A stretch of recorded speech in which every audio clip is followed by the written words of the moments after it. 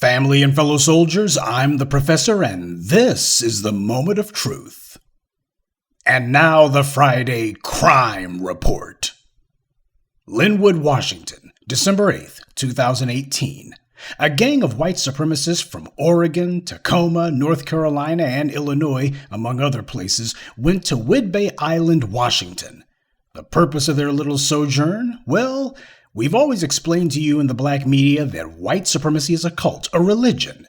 And these white supremacists were going to visit what had been the home of a white nationalist named Robert J. Matthews.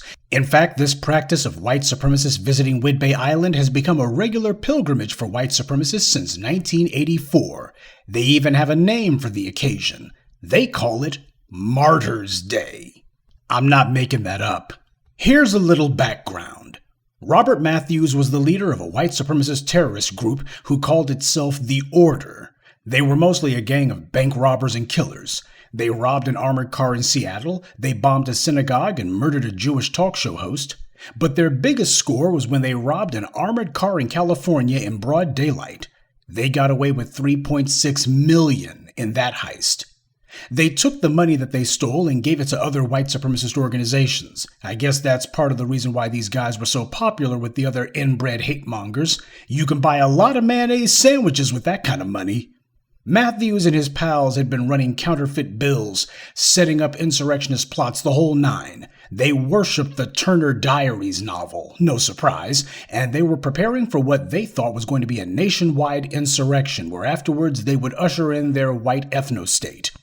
The Order came to an end after Matthews was cornered by federal authorities, resulting in a huge firefight which ended with Matthews being burned to death alive in his own home, trailer, whatever. And the date of his death? December 8th, 1984. Afterwards, a couple dozen other members of the Order were arrested and hit with federal charges on everything from counterfeiting to arson. Most of the core members of the Order died in prison. According to the New York Times, members of the Order had been planning to sabotage the power grid in Los Angeles to bring about general chaos. Men affiliated with the Order had also been surveying the Alfred P. Murrah building in Oklahoma City with the intention of making it into a target. Keep in mind, this was in 1984, 11 years before Timothy McVeigh would ultimately destroy the Alfred Murrah building with a truck bomb in 1995. After the violent firefight at Matthews' home, a lot of people wanted to believe that was the end of it, that the odor would finally start to go away, but we all know that's impossible. The source of violent white nationalism isn't the occasional nut like Matthews. It's American society that puts whiteness on a pedestal, glorifies violence carried out in the name of white power, and shields the beneficiaries of white privilege from all legal consequences, which encourages them to commit whatever type of violence they want. You see, there's no need for the Robert Matthews to go on a violent jihad demanding that the U.S. be a white ethno-state, because the United States is already a white ethno-state now. Alright, so let's fast forward to December 8th, 2018 in Linwood, Washington. A rowdy gang of about 15 white supremacists who were in town to mourn the Robert Matthews barbecue went to a place called the Rec Room Bar and Grill in Linwood, Washington. These degenerates were members of a white supremacist gang who called themselves Crew 38, which in part was part of a larger white supremacist gang called the Hammerskin Nation. The Hammerskins were at the Charlottesville riot in 2017, just a year before their race attack in Linwood, Washington would take place.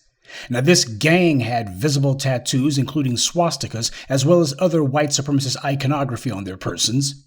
Before entering the bar, one of the thugs, Randy Smith, threw up a Nazi salute. It would not be the last of the night. The bar's general manager made a 911 call, and according to that call, at least one of these white supremacists was definitely screaming that he wanted to fight the bar. Another witness reported that the white supremacists were throwing up Nazi salutes on the dance floor. Now, these white supremacist thugs decided that their target for the night was going to be the black DJ who was there playing music. He was playing good stuff, R&B, things that human beings like to listen to. Well, that didn't sit well with the Neo-Neanderthals. They demanded that he play some heavy metal Nazi rock stuff instead. And when the DJ didn't immediately turn off the music and put on some heavy metal moron music, some of the white supremacist thugs decided to commandeer his DJ equipment. When the DJ protected his equipment, the neo-Nazis called him racial slurs. That's when one of the assailants, Guy Miller, shoved the DJ and the rest of the white supremacist thugs jumped him. 2 women who were with the racist gang were cheering the assault on.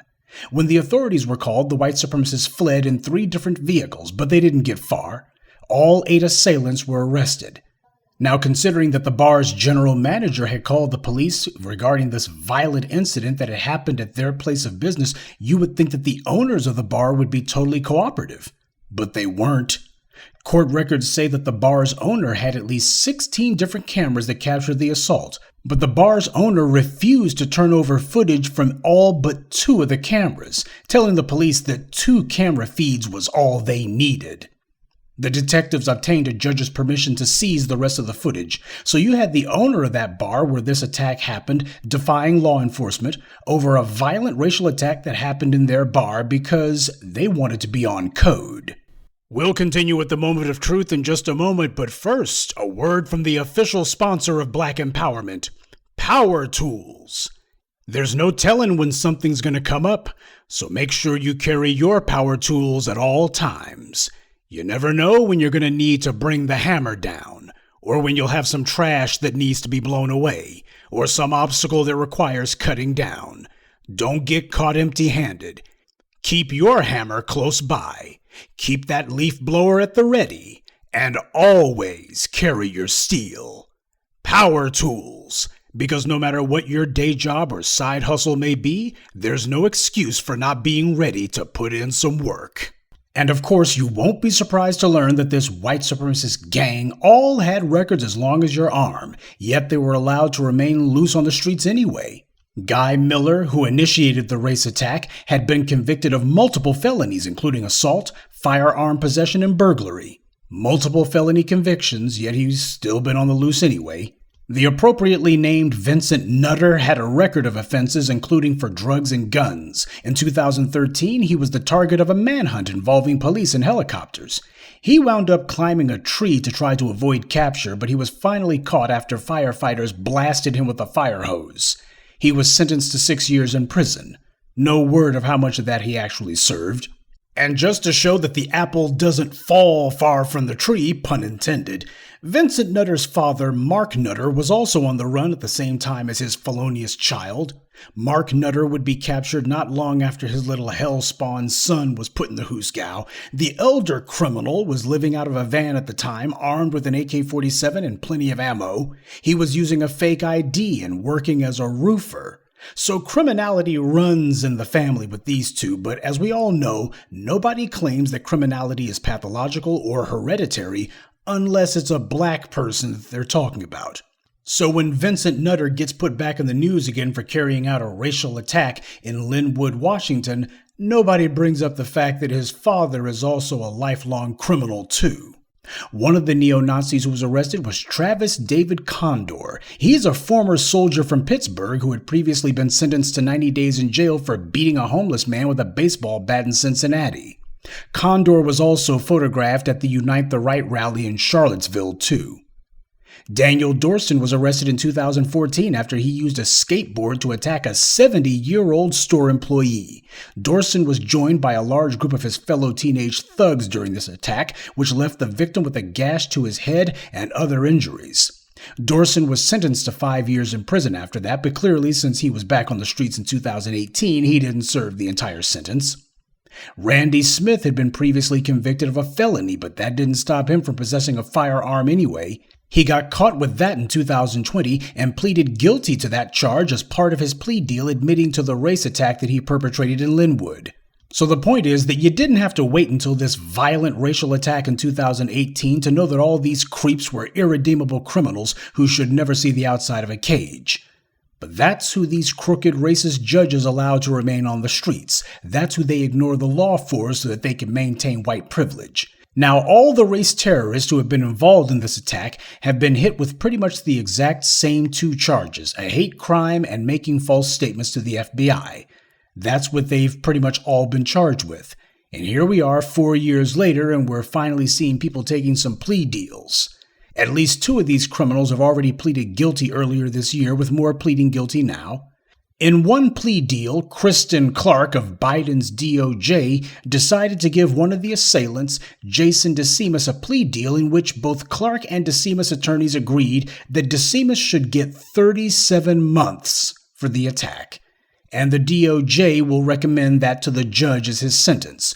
So this tells us what kind of do-nothing sentence Biden's DOJ wants for these terrorists. The judge will almost certainly give a lighter sentence than 37 months. So with a measly 3 years, it's a safe bet all these plea deals will result in them being put back on the streets again and soon, which of course is the entire point.